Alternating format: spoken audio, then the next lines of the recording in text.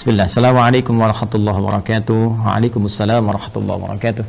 Ustaz, saya mau tanya amalan yang baik buat ibu yang sudah meninggal, karena selama ibu hidup di dunia saya belum bisa memberikan kebahagiaan kepadanya. Terima kasih. Waalaikumsalam warahmatullahi wabarakatuh. Pertama izinkan saya turut berdoa mohon pada Allah Subhanahu wa taala semoga ibunda saudaraku akun Faisal Said diberikan rahmat oleh Allah Subhanahu wa taala, dilapangkan di alam kuburnya, diberikan cahaya oleh Allah Subhanahu wa taala, diterima amal-amal saleh beliau, dijadikan alam kuburnya bagian dari taman-taman surga yang dibentangkan oleh Allah, dan semoga kita semua dikumpulkan dalam kebaikan bersama beliau dan juga bersama Rasulullah sallallahu alaihi wasallam pada waktu yang telah Allah janjikan. Selanjutnya, baik terkait dengan pertanyaan ini, saya juga berbahagia bahwa Masya Allah ada pertanyaan dari Anda seperti ini menunjukkan satu bagian yang tidak mudah didapati sebagai rasa cinta dari anak kepada orang tua, karena tidak semua anak bisa memiliki perasaan semacam ini. Maka berbahagialah ketika tumbuh nilai-nilai itu, kecintaan kepada ibunda yang memang sangat dimuliakan dalam Al-Quran. Ya, seorang ibu Masya Allah berapa kali mendapatkan keutamaan dalam Al-Quran, ya, seperti di Quran surah ke-31 misalnya di ayat ke-14, Quran surah ke-46 di ayat ke-15, bagaimana Allah melukiskan perjuangan seorang ibu sampai kita harus berbakti maksimal kepadanya, kan, sampai nanti puncaknya di Quran surah ke-17 ayat 23 ketika Allah menetapkan kita harus berbakti kepada Allah, setelah itu meletakkan bakti kepada kedua orang tua setelah pengabdian kita dan penghambaan kita kepada Allah Subhanahu wa taala. Dan diutamakan lagi ibu disebutkan 3 kali dalam hadis Nabi sallallahu alaihi wasallam ketika ada seorang sahabat bertanya, man abar, kepada siapa saya mesti berbuat baik? Maka Nabi menjawab, ummak, kepada ibumu. Qala thumma man, kemudian kepada siapa? Qala ummak, kepada ibumu. Qala thumma man, kemudian kepada siapa? Qala ummak, ibumu. Baru kemudian yang keempat disebut abak. Ya, bukan berarti dalam konteks ini ayah misalnya tidak punya prioritas, tidak, tapi ini ingin menunjukkan bagaimana keutamaan seorang ibu yang memiliki keistimewaan di hadapan Allah dan Rasulnya. Pun demikian ayah pun nanti punya keutamaan dalam konteks yang terpisah. Dari sini Nabi memberikan bagaimana isyarat kepada para sahabat, ya ridwanullah alaihim jami'an, untuk berbakti kepada ibundanya. Ya, dalam keadaan hidup misalnya, kalau Anda buka kitab Al-Adabul Mufrad karya Al-Imam Al-Bukhari, dikisahkan bagaimana seorang yang berjuang sudah berangkat ke medan jihad, dilaporkan oleh kawannya, ya ibunya sedang menangis. Ya, karena belum bisa melepas kepergiannya pada saat itu, belum ketemu chemistry-nya. Ya, maka Nabi memanggil kemudian si anak muda ini, ya dipanggil oleh Nabi, maka Nabi katakan kepadanya, idhab, ya irji' ila ummik, bermakna pergilah kembali, pulang kepada ibumu, buat dia tertawa sebagaimana engkau telah membuatnya menangis. Buat dia tertawa sebagaimana engkau telah membuatnya menangis. Ini para ulama mengomentari bagaimana kedudukan seorang ibu sampai jihad berbakti kepadanya dalam keadaan hidupnya, membahagiakannya, memuliakannya, ya itu diutamakan bahkan melebihi jihad dalam medan perang jika ada kemudian hal-hal yang menuntutnya secara syar'i. Al-Imam Ali bin Abi Thalib karramallahu wajhah, ya mengomentari statement Nabi sallallahu alaihi wasallam ketika menyebutkan 3 kali ummak, ibumu. Maka dikomentari oleh beliau, karena ibu memiliki 3 keistimewaan yang tidak didapati oleh ayah. Yang pertama, ibu yang mengandung, ayah tidak mengandung. Yang kedua, ibu melahirkan, ayah tidak melahirkan. Yang ketiga, ibu menyusui, ayah tidak menyusui. Dengan 3 keutamaan ini, Nabi kemudian memberikan gambaran ibumu. Ada komentar yang lain bahwa ketika orang ini bertanya, maka peluang terbaiknya untuk berbakti ada kepada ibunya. Sehingga Ibnu Abbas radhiyallahu taala anhuma ketika didatangi oleh seseorang di masa beliau menjadi mufti, ya, aku punya persoalan, aku punya maksiat yang cukup tinggi aku kerjakan, bagaimana cara bertobat kepada Allah Subhanahu wa taala? Ibnu Abbas kemudian berkata, apakah engkau masih punya ibu? Ya, kata orang ini, ya aku masih punya ibu. Maka kata Ibnu Abbas radhiyallahu taala anhuma, pergilah engkau pulang, ya, kemudian layani ibumu, bahagiakan ibumu, ya, dan berbuat baiklah kepada ibumu. Orang ini bertanya, kenapa engkau berfatwa demikian, kan? Dia tidak menyuruh misalnya saya maksimalkan salatnya, maksimalkan misalnya sedekahnya, tapi yang diutamakan ke ibu. Karena kata Ibnu Abbas radhiyallahu taala anhuma, saya tidak melihat yang lebih utama untukmu saat ini kecuali yang itu. Inilah bagaimana kejeniusan Ibnu Abbas radhiyallahu taala anhuma, karena memang dalam narasi-narasi ayat-ayat Al-Qur'an firman Allah Subhanahu wa taala, kedudukan membahagiakan berbakti kepada ibunda itu langsung ditempatkan oleh Allah Subhanahu wa taala setelah penghambaan kita kepada Allah. Wa qadha rabbuka alla ta'budu illa iyyah wa bil walidaini ihsana. Kepada kedua orang tua kita wajib berbuat baik, ditempatkan setelah penghambaan kepada Allah. Dan di antara kedua orang tua ini, ibu menempati posisi yang sangat tinggi. Wassaynal insana biwalidayhi hamalathu ummuh. Jadi ketika 2 ini disebutkan, Kata Allah di Quran surah 31 di ayat ke-14, dan kami wasiatkan kepada ke seluruh anak-anak itu untuk berbakti kepada kedua orang tuanya. Siapa di antara mereka kalau mau didahulukan? Ya hamalathu ummu, maka prioritaskan ibumu dulu, ya kan? Ayah juga kita hormati, ya kita istimewakan, tapi ibu di sini dalam konteks kita ada pertanyaan, ibu mendapatkan kedudukan yang sangat luar biasa. Demikian di Quran surah ke-46 ayat 15. Nah, ini yang paling menarik dalam konteks kehidupan. Allah, Rasulullah SAW meminta kita memaksimalkan. Orang banyak berbuat baik, tapi tidak sedikit orang-orang yang bisa memaksimalkan itu setelah ibunya wafat. Dan Anda termasuk yang dianugerahi oleh Allah Subhanahu wa taala kemampuan, keinginan dan azam untuk berbuat baik ibu walaupun telah wafat. Maka berbahagialah. Di antara caranya ada yang Nabi SAW sampaikan, bahkan disebutkan dalam hadis riwayat Muslim sampai dengan 9 lafaz. Saya sebutkan hadisnya, qala Rasulullah sallallahu alaihi wasallam, idza matal insanu atau idza matal abdu.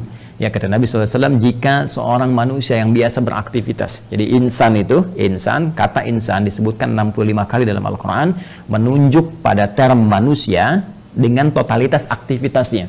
Jadi kalau terkait dengan nafsunya, tampilan fisikalnya disebut dengan bashar, 35 kali disebutkan dalam Al-Quran.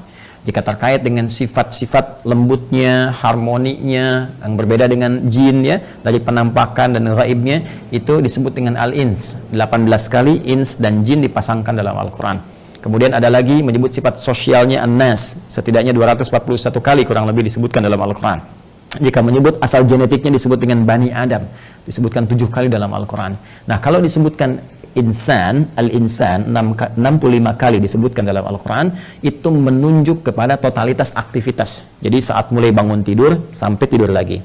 Nah, kata Nabi, idza matal insanu, jika manusia yang biasa beraktivitas dari mulai bangun tidur sampai tidur lagi, dari bangun sampai tidur lagi, kemudian meninggal, wafat.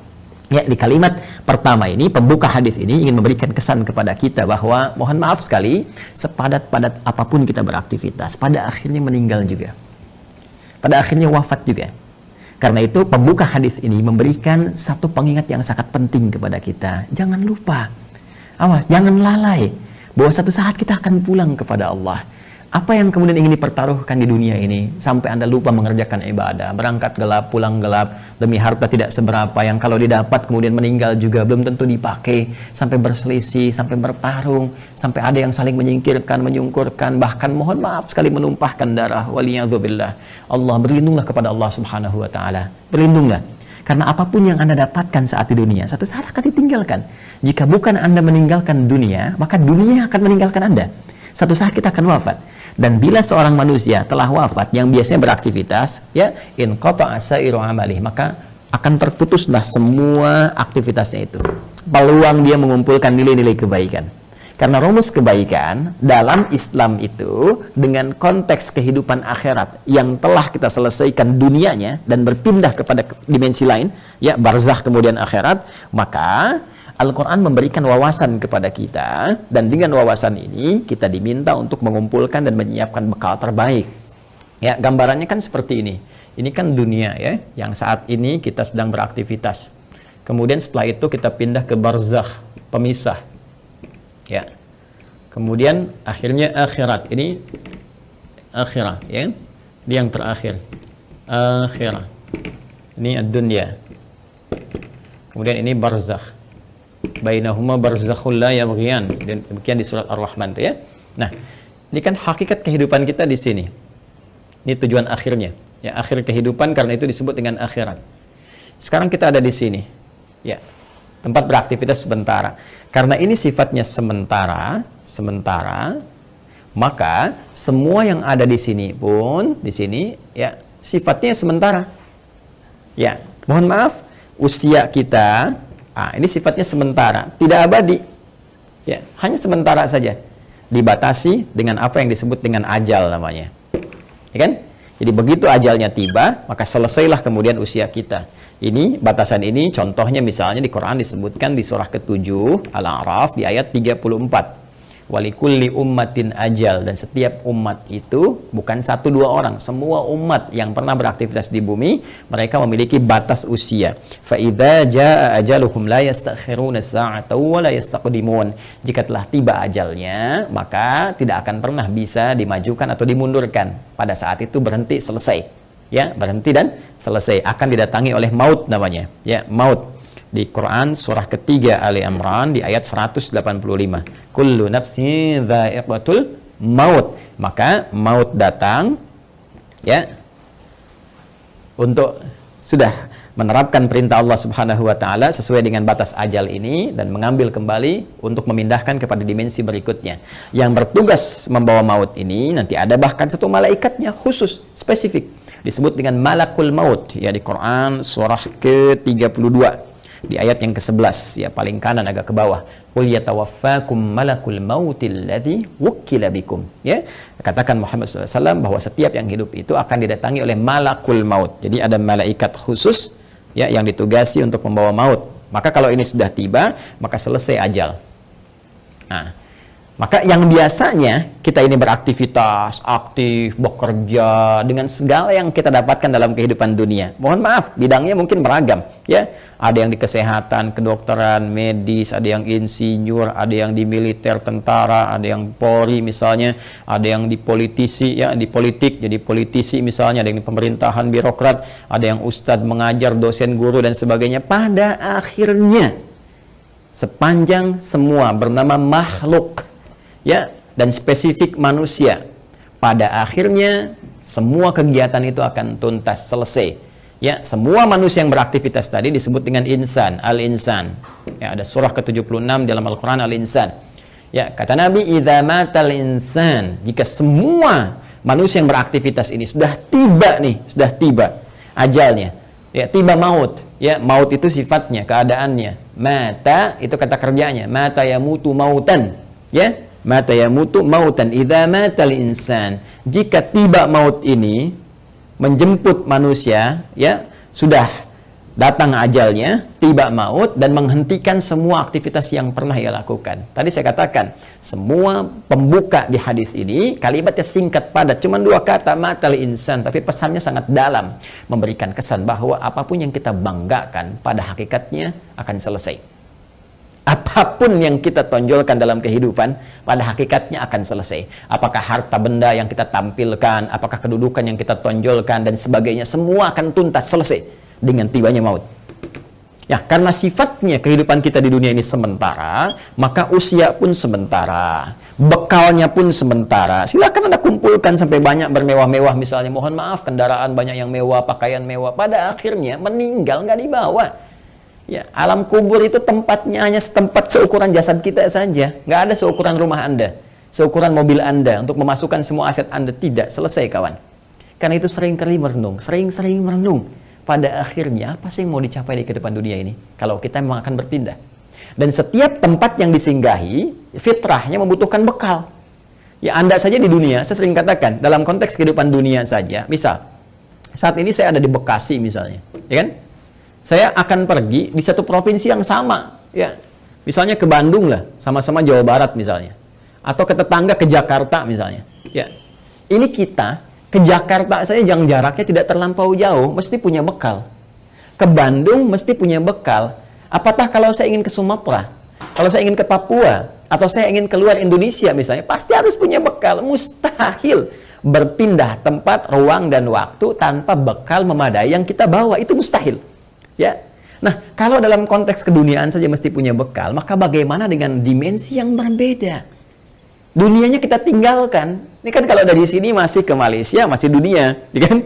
Ke Amerika masih dunia. Ini sekarang kita meninggalkan dunia. Bahkan pengumuman disampaikan telah meninggal dunia. Artinya meninggalkan dunia. Maka mutlak mesti punya bekal. Dan di dalam konteks keduniaan saja, bekalnya bisa beda. Saya pergi ke Arab, di Arab mungkin kulturnya beda, makanan pokoknya tidak sama, maka bekal yang dibawa pun akan menyesuaikan dengan itu. Sekarang kalau dalam konteks kehidupan dunia saja, bekal di satu tempat bisa berbeda, maka apalagi dengan dimensi yang berbeda. Mesti ada bekal untuk hadir ke sini. Ya. Di saat kita bawa ke sini, semua bekal dunia tanggal, yang dunia ini hilang.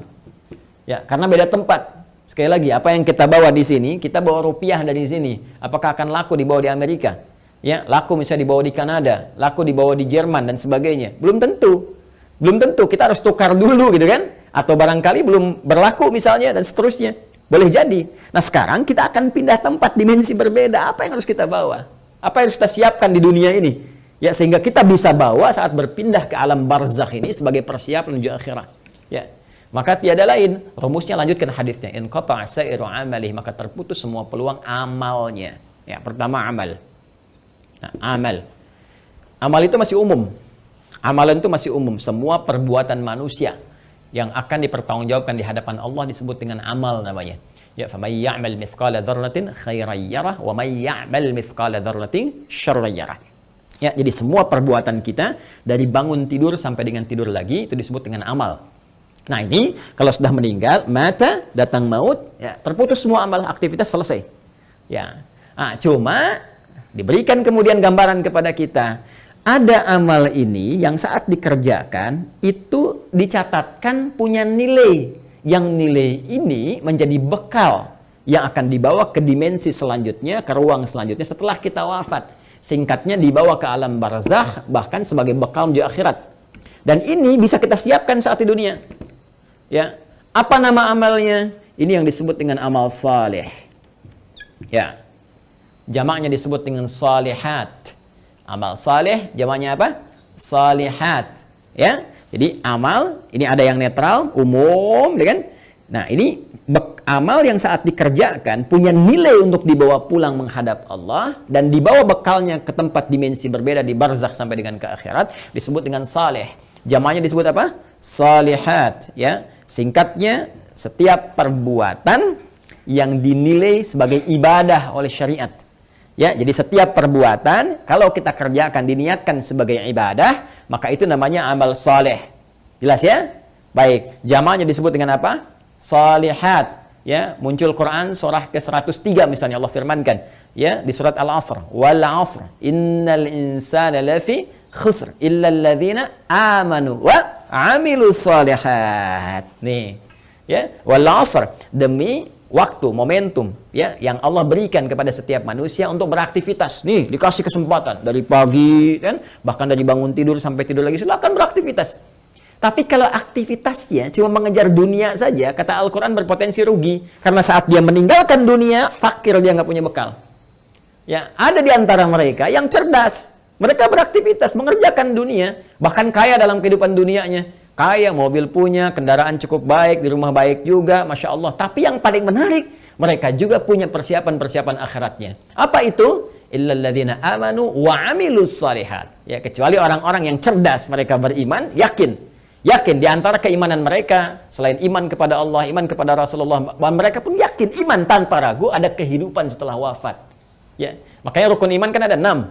Ya, rukun iman yang kelima kan apa? Iman pada hari akhir. Hari akhir itu implementasinya, yakin kita akan meninggal, yakin akan dihisab. Karena kita yakin kita punya iman, kita siapkan. Itu cara memahaminya. Karena itu orang cerdas menyiapkan setelah wafatnya ada kehidupan. Anda yakin nggak? Kalau Anda nggak beriman, nggak usah komen. Tapi kalau Anda yakin Anda beriman, Anda siapkan. Keyakinan kita memberikan dorongan kepada kita untuk menyiapkan bekal setelah kita wafat. Apa yang mau kita siapkan? Allah saking rahmannya memberikan bocoran kepada kita, bimbingan kepada kita. Nih, siapkan bekal ini. Ini bekal yang cuma satu-satunya dibawa saat kita wafat. Apa itu? Wa amilus salihat. Ini dia. Amal-amal saleh. Maka jadikan setiap bekal kegiatan kita itu menjadi amal saleh. Caranya bagaimana? Niatkan karena Allah Subhanahu wa taala. Ya, niatkan karena Allah lillah, bekerja karena Allah, merawat anak karena Allah, di rumah tangga karena Allah. Bahkan nanti implementasinya Nabi SAW memberikan panduan dengan doa langsung. Makanya saya sering katakan dalam Islam semua aktivitas itu punya doanya. Bangun tidur ada doanya, sampai mau tidur lagi ada doanya. Semua aktivitas kita. Tatkala kita pun belum memahami, sertakan kalimat Bismillahirrahmanirrahim. Kullu amrin dzibalin la yubda'u fihi Bismillahirrahmanirrahim fahuwa abtar au a'ta'. Setiap perbuatan baik yang tidak disertakan Bismillahirrahmanirrahim, karena Allah, Bismillah, saya kerjakan ini karena Allah. Ya, kalau Anda tidak sertakan itu, tidak niatkan karena Allah, fahuwa abtar au aqta, maka terputuslah peluang bekal akhiratnya. Kalau Anda kerjakan, misal saya mau nulis nih Bismillahirrahmanirrahim atau singkat Bismillah misalnya kan, saya niatkan karena Allah supaya tulisan ini punya manfaat, supaya tulisan ini punya nilai di hadapan Allah. Maka begitu saya tuliskan misal ya, ini saya tuliskan bekal dunia amal saleh misalnya. Saya tuliskan karena Allah, lillah, supaya kita bisa pahami ini semua. Maka pekerjaan amal saleh ini, amilus salihat, ketika kita niatkan karena Allah, diberikan nilai oleh Allah. Nilai itulah yang disebut dengan hasanah namanya. Hasanah. Hasanah. Ini dia. Hasanah. Nah, berapa nilainya? Berapa poinnya? Disampaikan dalam Quran surah ke-6 Al-An'am di ayat 160. Man jaa'a bil hasanati falahu asyru amthaliha. Siapa yang mengerjakan kebaikan, diniatkan sebagai ibadah karena Allah, menjadi amal saleh, maka dia punya poin hasanah. Setiap satu kebaikannya dicatatkan langsung 10 nilainya. Ini nilai terendahnya, 10. Ya, 10. 10 itu hitungannya bukan 1, 2, 3, 4, tidak. Dalam pandangan Allah berbeda cara menghitungnya. Di hadis Muslim, datang ke masjid saja, dia kan baru datang untuk niat ibadah dapat 25. Satu kedua 500 tahun, dua ketiga 500 tahun, demikian seterusnya. Dan ini poin yang paling kecilnya. Nanti ada kalau infak bisa berapa, gitu kan? Nanti ada kalau baca Al-Quran bisa berapa, lebih banyak, lebih banyak, lebih banyak lagi. Nah, itu yang disebut dengan hasanah. Karena itu sering kita berdoa di Quran surah kedua Al-Baqarah di ayat ke-201. Wa minhum may yaqulu rabbana atina fid dunya hasanah wa fil akhirati hasanah wa qina adzabannar. Dan di antara mereka banyak yang berdoa kepada Allah, ya Allah, mohon bimbing kami untuk mengerjakan semua kegiatan dunia punya nilai akhiratnya hasanah. Dan di akhirat bisa dilihat hasanah itu ya Allah, sehingga mengantarkan kami pada rahmat-Mu dan memasukkan dengan rahmat itu ke dalam surga-Mu, ya, berjumpa dengan Rasulullah sallallahu alaihi wasallam. Amin, kan? Nah, kalau seorang meninggal terputus semua peluang ini. Ya, jadi nggak bisa mengerjakan hasanah lagi. Tapi ada rahasia. Kata Nabi, ada 3 amalan yang kalau dikerjakan, Masya Allah, ini yang sudah meninggal nggak bisa ngerjakan lagi, tapi hasanahnya tetap mengalir, pahalanya tetap mengalir, ngalir. Dan di antara yang 3 itu Nabi menyebutkan, perhatikan kalimatnya, idza matal insanu aw idza matal abdu in qata'a sa'iru amali illa min thalath, ya, atau illa min thalathatin. 1, shadaqatin jariyah. Sedekah jariyah. Ya. Nah, ini kalau kita gali lagi, ini lebih panjang lagi nih. Ya, mohon bersabar ya teman-teman sekalian. Ya, sedekah itu adalah setiap kebaikan yang mampu kita kerjakan. Kullu ma'rufin sedekah. Semua jenis kebaikan yang mampu kita kerjakan. Nah, sedekah dibagi pada 2 bagian. Bagian yang pertama yang tidak mengalirkan pahala abadi untuk kita. Maksudnya kalau kita wafat selesai. Yang kedua, kalaupun kita wafat, pahalanya tetap mengalir. Seperti apa yang dimaksudkan 2 keterangan ini dan bagaimana saudara kita ya Faisal, semoga Allah rahmati beliau dan ibundanya serta keluarga besarnya bisa memaksimalkan ini untuk memberikan yang terbaik pada ibundanya. Nanti kita lihat setelah menunaikan salat Isya berjamaah. Mohon izin kembali kita lanjutkan bahasan kita, bahwa pertama dari akun Faisal Said tadi menanyakan sebelum Isya, beliau berkenan menginginkan adanya satu amalan yang bisa dipersembahkan untuk ibundanya yang telah wafat dan ingin membahagiakan beliau dalam keadaan saat ini. Bagaimana, apakah ada bimbingan dalam Al-Quran ataupun hadis-hadis Nabi Sallallahu Alaihi Wasallam? Tadi telah kita buka, telah kita sampaikan dengan begitu mendetil bahwa Al-Quran memberikan peluang terbaik bagi seorang anak ataupun anak-anak yang ingin berbakti kepada kedua orang tua, khususnya ibundanya tercinta. Baik itu saat masih ada bersama beliau ataupun juga telah meninggalkan bagian dari keluarganya. Di antara amalan-amalan itu, Nabi SAW memberikan gambaran kepada kita dalam salah satu sabdanya, dan bahkan disebutkan tadi saya katakan hampir 9 lafaz dalam Imam Muslim. Ya, Nabi SAW menyampaikan, qala Rasulullah SAW, idza matal insanu, jika manusia yang telah beraktivitas itu dari mulai bangun tidur sampai dengan tidur lagi, kedatangan maut, ya, tiba kemudian ajalnya, in qata'a sa'iru amalih, maka dengan wafatnya itu, dengan datangnya maut itu, terputuslah kemudian seluruh peluang aktivitas-aktivitas yang telah ia kerjakan, yang sebelumnya telah ia tenun. Sudah tidak ada lagi kesempatan. Maka karena tidak ada kesempatan beraktivitas lagi, di antara peluang untuk mencari bekal untuk pindah ke alam barzakh sebagai persiapan menuju akhirat pun terputus sudah. Ya, karena amal itu telah kita tadi uraikan dibagi pada 2 bagian. Ya, ada yang tadi objektif umumnya, kemudian dibagi 2, ada yang disebut dengan amal saleh, yaitu amal-amal kebaikan yang dinilai sebagai ibadah jika dilakukan karena Allah Subhanahu wa taala. Dan dia punya poin yang disebut dengan hasanah itu. Bila ada satu perbuatan menjadi hasanah, maka dia punya 10 poinnya. Ya, Quran surah ke-6 Al-An'am ayat 160 seperti telah kami tuliskan sebelumnya, man jaa'a bil hasanati falahu asyru amsalihha. Ya, maka siapapun yang mampu menenun kebaikan menjadi hasanah, punya nilai ibadah, maka dia punya poin 10. Ya, 10 tadi kami sampaikan saat sebelum Isya, bahwa jangan dihitung 1, 2, 3, 4, 5 karena Allah punya hitungan tersendiri yang nilainya jauh dari apa yang kita gambarkan. Nah, teman-teman sekalian, itu batas minimalnya. Ya, apalagi nanti kalau kita kemudian tenun dengan amal-amal lain yang punya nilai yang lebih banyak lagi, seperti infak, bacaan Al-Quran dan sebagainya. Ada lagi amal yang kedua nanti amal sayyi, ya, jamaknya sayyiat, sayyiat. Nah, ini amal-amal yang didesain bersumber dari nafsu atas bisikan-bisikan setan. Ya, paradoks dengan amal soleh tadi. Makanya sering saya katakan ada amal soleh, ada amal salah. Yang baiknya amal saleh, yang jeleknya amal salah. Amal salah ini sepanjang kita hidup mesti kita koreksi, kita benarkan, ya, lewat jalur yang disebut dengan taubat. Ya, supaya dengan jalur taubat ini dihapus nanti yang jelek-jeleknya sebelum kita wafat, ya dihapuskan catatannya, diperbaiki kemudian oleh amal-amal kita atas petunjuk dan izin Allah Subhanahu wa taala. Kita tutup itu dan isi dengan hal-hal yang baik sehingga di ujungnya, di ujung kematian kita menjadi baik. Itu yang disebut dengan husnul khatimah. Khatimah itu penutup, husnul itu baik, ya, penutup yang terbaik.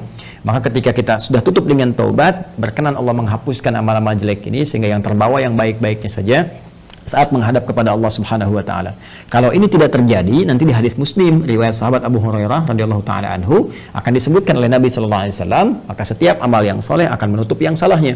Ya, misal nanti yang ini salat, yang ini misalnya senang bikin hoax, maka yang salatnya akan menutup perbuatan hoaxnya. Yang ini misalnya puasa, yang ini senang berselisih, maka yang puasa akan menutup selisihnya. Demikian seterusnya sampai ditimbang nanti. Bahkan ada orang yang bangkrut disebut dengan muflis, ya, disebut dengan muflis. Jadi begitu habis amal salehnya, masih ada amal salahnya, maka bangkrut dia karena nggak punya lagi penutup. Ya, habis modalnya ini, tersisa keburukannya, maka diambillah kejelekan orang-orang dizalimi, ditimpakan kepadanya, dilemparkan ke neraka. Itu yang disebut dengan muflis. Waliyadzubillah, kita berlindung kepada Allah Subhanahu wa taala dari perbuatan tadi. Nah, sekarang ada orang yang telah wafat, nggak bisa mengerjakan amalan lagi, tapi apakah dia berpeluang masih mendapatkan baik balasan-balasan pahala? Ya, transfer pahala kebaikan. Karena kalau sudah di alam barzah, kita nggak bisa kirim makanan, kita nggak bisa misalnya kirim perhiasan, kita nggak bisa kirim kebutuhan dunia, karena dimensinya beda, ruangnya sudah lain, alamnya sudah berbeda. Yang harus kita kirimkan kepada mereka adalah bekal real yang mereka butuhkan. Nah, kata Nabi, ada 3 peluang yang mungkin didapatkan oleh mereka yang telah wafat, ya, walaupun mereka telah meninggal dunia dan tidak beramal lagi. Yang pertama tadi telah kita singgung, sedekah jariyah. Ya, sedekatin jariyah, yaitu amal-amal kebaikan yang pahalanya tetap mengalir. Ya, saya ulang, amal-amal kebaikan yang pahalanya tetap mengalir. Jadi, pertama, teman-teman, sedekah ini adalah gambaran dari semua perbuatan-perbuatan baik. Ya, dalam fikih disebut dengan kullu ma'rufin sedekah. Semua perbuatan baik yang mampu dikerjakan itu disebut dengan sedekah. Karena itu zakat dalam Al-Quran disebut juga dengan sedekah. Ya, khudz min amwalihim sedekah. Ambil dari zakat yang telah masuk, ya, nisabnya, haulnya, ambil itu, ya, sebagai bagian dari perbuatan baik. Sedekah yang membuktikan kebenaran iman. Jadi sedekah itu bisa diartikan pembuktian kebenaran, sesuatu yang baik, sesuatu yang jujur, dan nilai-nilai kemuliaan. Itu diantara makna sedekah. Karena itu kenapa perbuatan baik disebut dengan sedekah? Ini pertama pembuktian dari keimanannya. Jadi iman itu implementasinya kebaikan-kebaikan. Untuk membuktikan kita beriman, maka diminta oleh Allah kepada kita semua membuktikan lewat amalan baik. Karena itu lisan diminta berkata baik, tangan bekerja baik, kaki melangkah pada yang baik. Itu pembuktian iman. Karena itu orang beriman mustahil berbuat yang tidak baik. Karena itu kata Nabi, la yasrikul mu'min, indama yasrik fahuwa mu'min. Mustahil orang beriman itu korupsi, orang beriman itu mencuri. Ketika mencuri ada iman dalam dirinya. Maksudnya Nabi mempertanyakan, imannya kemana sampai bisa mencuri? Imannya kemana sampai bisa berbuat maksiat, kan? Jadi iman itu akan mendorong kita berbuat baik. Karena itu semua perbuatan baik disebut dengan apa? Sedekah. Nah, perbuatan baik yang disebut dengan sedekah ini dibagi 2 bagian. Ya, dibagi 2 bagian. Ada yang disebut dengan sedekah tsabitah. Ya, saya hapus dulu ini. Sedekah tsabitah. Ya, sedekatun, sedekah. Ada yang disebut dengan tsabitah. Ya, tsabitah itu sudah yang tetap, berhenti gitu kan? Atau waqifah, berhenti sampai di situ. Ya, berhenti saja sampai di kehidupan dunianya. Maksudnya apa? Saat dia beramal di dunia, saat hidup dituliskan pahalanya. Tapi ketika wafat selesai, waqifah, tabitah, berhenti sampai di situ saja. Dalam konteks kehidupan dunia saja. Saat dia beramal. Jadi saat dia hidup di dunia, kemudian misalnya dia salat nih. Ya, si A misalnya salat. Kemudian dia ketika menunaikan salat kan dituliskan pahalanya. Ya, ketika ikhlas tunaikan tuliskan pahala. Misalnya dapat pahala sekian kan. Nah, ketika dia meninggal dunia, wafat ini sudah. Karena nggak bisa sholat lagi, nggak ada lagi catatan amal pahala mengalir. Ya, sudah selesai sampai di situ. Selesai, terhisab sampai di situ. Karena selesai, tetap di situ disebut dengan thabit atau waqifah, berhenti sampai di situ. Ya. Nah, ada yang menarik nih. Orangnya sudah meninggal, sudah nggak di dunia lagi. Ya, sudah berpindah ke dimensi lain, dia pindah ke barzakh, alam pemisah. Ya, disebut dengan alam kubur. Terpisah dia dengan dunia, tapi belum sampai ke akhirat. Ya, alam pemisah antara dunia dengan akhirat disebut dengan barzakh. Ya, baik. Ketika berpindah kepada barzakh ini, nggak ada peluang amal lagi. Tapi yang menarik, walaupun dia nggak mengerjakan amalannya, pahalanya tetap mengalir. Nah, mengalir dalam bahasa Arab disebut dengan jara yajri, jarian wa jariyatan. Ya, maka karena ini sifatnya ada muannats-nya disebut dengan jariyah. Jariyah. Ya. Baik. Ini apa namanya, sifah dan mausuf ya, disifati sedekah, ya, sedekah, perbuatan-perbuatan baik jariyah yang pahalanya terus ngalir sampai kehidupan berakhir. Ya, sampai hari perhitungan tiba, kiamat terjadi, ya, perhitungan pahala, baru kemudian di situ hitungan dikumpulkan keseluruhan, disebut dengan hisab. Ya, disebut dengan apa? Hisab. Jadi sepanjang kiamatnya belum terjadi, kemudian belum terputus kehidupan dunia keseluruhannya, maka terus saja ngalir di pahalanya, ngalir, kumpul, masya Allah, walaupun orangnya telah meninggal dunia. Nah, ini sedekah jariyah ini punya dua sumber. Ya. Untuk mempercepat, punya dua sumber. Sumber pertama adalah kebiasaan amal soleh yang dikerjakan oleh orang yang meninggal tadi sebelum dia wafat. Jadi sebelum dia wafat, dia punya kebiasaan beramal. Ya, yang amalan ini setelah dia wafat pun masih ada tuh. Ya, merambat peluang amalannya sehingga pahalanya terus mengalir kepada yang bersangkutan. Apa di antara contohnya misalnya? Nah, contoh misalnya yang bersangkutan sebelum meninggal dunia pernah misalnya menyumbang untuk kepentingan di masjid. Masya Allah misalnya sedang ada perbaikan masjid, kan? Lalu disumbangkanlah untuk bikin keran wudhu misalnya. Masya Allah, walaupun orangnya meninggal, keran wudhunya masih ada, dipakai orang. Setiap dipakai, mengalir, pahala terus mengalir. Sepanjang itu ada. Karpet masjid misalnya kan disumbangkan, dipakai terus, walaupun orangnya meninggal, tetap pahalanya mengalir. Ngalir. Masya Allah. Pesantren, pembangunan, tadi ada beberapa informasi yang saya sampaikan terkait update, nanti di akhir saya tegaskan kembali. Ya, Masya Allah misalnya bikin pesantren untuk ahli Al-Quran, bahkan misalnya ada mushafnya, ya kan kita buka juga tuh wakaf untuk mushafnya, untuk perangkat hafalan, itu Masya Allah setiap yang menghafal dapat pahalanya. Makanya saya sering katakan kalau beramal kita mesti cerdas, dengan modal sekecil-kecilnya dapat keuntungan sebanyak-banyaknya. Ya, contoh misalnya kita punya uang 50.000 nih. Kita bisa punya banyak pilihan untuk beramal saleh. Tapi kalau kita bisa gunakan 50.000 misalnya untuk sedekah jariyah. Saya punya pos uang misalnya 50.000 nih. Saya pengen jadi pahala di hadapan Allah. Mana yang akan saya gunakan? Maka Anda bisa melihat dengan bijak. Anda mau pilih mana yang thabit, waqifah, berhenti sampai di situ. Misal Anda berikan makanan, kasih misalnya orang butuh untuk makan supaya energi dia ada. Dia makan tuh. Dari energi itu dia pakai untuk sholat misalnya. Ya, dia akan gunakan untuk sholat seketika ketika energinya selesai pahala Anda. Ya, Anda gunakan beli mushaf, misal dapat 2, Anda berikan ke penghafal Quran. Masya Allah, penghafal Quran menghafal Quran menggunakan mushaf Anda. Demi Allah saya katakan, penghafal Quran itu nggak ada yang baca sekali. Ya, Alif Lam Mim, Dzalikal kitabu, bukan menghafal. La raiba fi, dzalikal kitabu la raiba fi, hudal lil muttaqin, dzalikal kitabu la raiba fi, hudal lil muttaqin. Saya mau tanya pada Anda, berapa kali dia mengulang? Berapa kali dia mengulang-ulang? Dan yang paling dahsyatnya, bukankah bacaan Al-Quran itu dinilai berdasarkan hurufnya? Bukan ayatnya. Bukan jumlah ayatnya, tapi jumlah hurufnya. Man qara'a harfan min kitabillahi falahu asyru hasanat. Siapa yang membaca satu huruf saja dari kitab Allah, dia mendapatkan setiap hurufnya 10 kebaikan. Dan berapa banyak pengulangan disebutkan oleh penghafal Al-Quran. Jadi dengan modal 50.000 itu berapa banyak pahala dapatkan. Nah, kadar Allah, si A ini misalnya dapat 2 orang nih, si A dengan si B, sudah hafal dia dua-duanya. Dipakai jadi imam, Masya Allah, ngajarkan lagi, ini merambat lagi. Mushafnya masih ada, diwariskan lagi pada orang lain. Allahu Akbar, lahir dari sini misalnya 10 santri, sini 10 santri, ini punya murid lagi, modal cuma 50.000, berapa yang didapatkan? Maka dari itu cerdas-cerdas saat hidup mencari apa yang kira-kira bisa mendapatkan jariah di sini. Ya, tidak harus dengan harta, bisa dengan tenaga. Makanya kalau ada misalnya ya kegiatan di masjid, ikut di situ kan, dengan tenaga kita atau dengan sebatas yang kita mampu dan sebagainya ya, apa yang bisa kita lakukan? Ini jariah. Nah, ada lagi kondisi orangnya misalnya sudah tidak ada. Ya, ini bisa dikerjakan oleh siapa? Oleh anak misalnya. Ya, anak. Apa yang dilakukan oleh anak? Seperti tadi.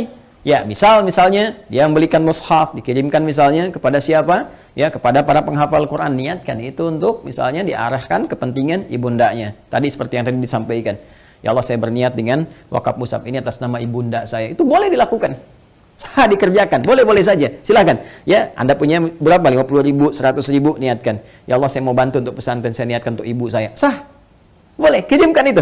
Ya, kirimkan, sampaikan, boleh dengan itu semua Anda lakukan.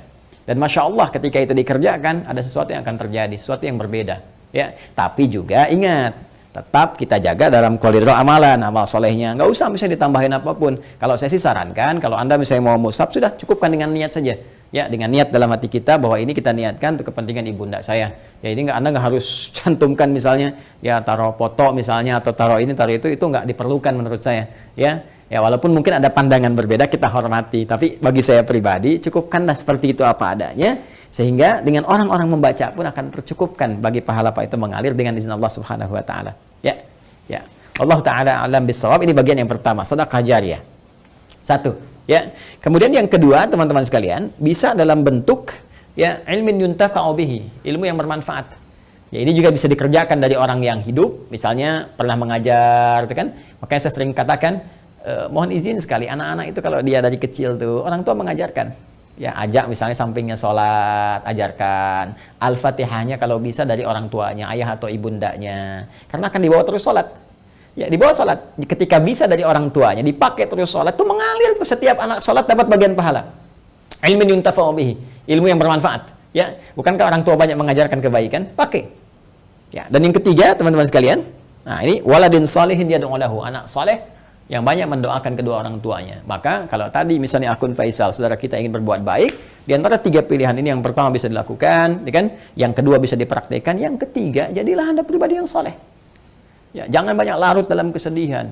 Manfaatnya nggak ada gitu kan. Sedih itu naluriah, fitrah, alamiah, biasa saja. Itu terjadi pasti. Nabi pun sedih ketika ditinggal Sayyidah Khadijah misalnya. Bahkan ketika ditinggal pamannya, beliau sedih sekali. Sedih ya, itu biasa, itu fitrah. Tinggal ibunda beliau sedih. Ya, namun apa yang harus dilakukan oleh kita? Kita alihkan kesedihan itu menjadi sebuah energi yang positif yang mengantarkan kebahagiaan pada orang yang telah meninggalkan kita. Maka caranya apa? Perbaiki pribadi kita menjadi saleh. Ya, jadi anak yang saleh, yang disukai oleh Allah Subhanahu Wa Taala. Mulai rubah tampilan kita, tunaikan sholat dengan baik, rajin membaca Al-Quran, bekerja dengan baik, yang halal jauhi yang haram-haram. Ketika semua itu dikerjakan, Anda tinggal mengangkat tangan bermohon pada Allah Subhanahu Wa Taala. Ketika sifat saleh melekat pada seorang anak, maka doanya langsung mustajab. Waladin salehin yad'u lahu. Seorang anak yang saleh, yang ketika bermohon kepada Allah, langsung doanya diantarkan jadi cahaya ke kuburan ibundanya atau ayahandanya. Langsung jadi cahaya. Dan itu boleh jadi pilihan terbaik yang bisa Anda lakukan untuk mempersembahkan pada ibunda Anda. Ya, kalau perbedaan pandangan dari para ulama itu biasa-biasa saja. Ya, A memandang, B memandang, tidak ada masalah. Tapi ijtihad satu tidak bisa membatalkan ijtihad yang lainnya karena peluang ini terbuka. Ya, jadi kalau ada tadi yang membatasi misalnya sepanjang dia masih hidup, tapi juga ada yang kemudian yang membatasi, yang menafsirkan tidak boleh dari orang yang hidup pun memberikan kebaikan-kebaikan karena perkara umum. Sepanjang tidak ada takhsisnya, tidak ada kekhususan, maka maknanya tetap umum. Jelas ya? Wallahu ta'ala alam bissawab.